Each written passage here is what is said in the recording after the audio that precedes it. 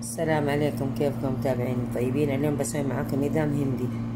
هنا خردل وكمون حبات وورق غار وقرفة وقرنفل وهيل.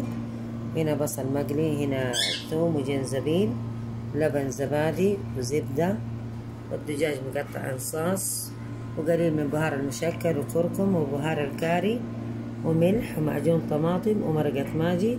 المرقة ماجي اختيار على حسب الرغبة، وزيت. هذه المكونات.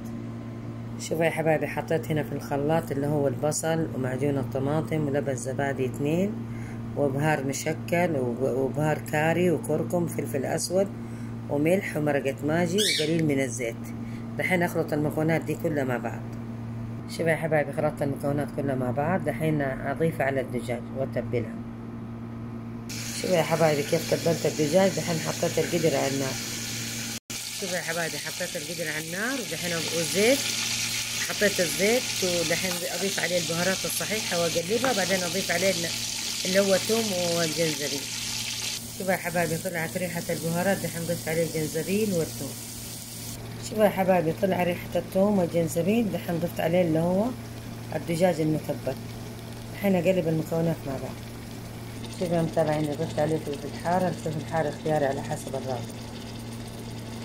شوفوا يا حبايبي، ضفت في الخلاط على التتبيلة حق الدجاج اللي سويتها في الخلاطة، وضفت عليها قليل من المويه. دحين اضيفها في القدر على الدجاج.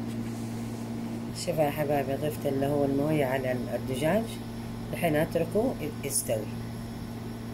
شوفوا يا حبايبي، لو تلاحظ ان انا ما حطيت مويه كثيرة، تقريبا نص كاسة او كاسة بالكثير.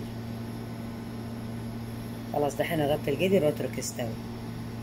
شوفوا يا حبايبي، ضفت عليه كزبرة. شوفوا يا حبايبي، آخر حاجة أضيف عليه الزبدة. طبعا حيديكم طعم وريحة ونكهة يعني حلوة.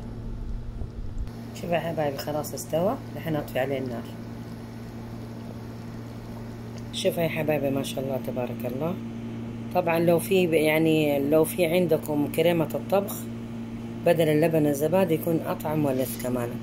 شوفوا ما شاء الله تبارك الله، بالعافية علينا. وهذا رز أبيض، طبعا يتاكل يا مع شباتي أو مع رز أبيض على حسب رغبتكم. إذا عجبتكم الوصفة لا تنسوني من الدعم واللايك. بالعافية علينا.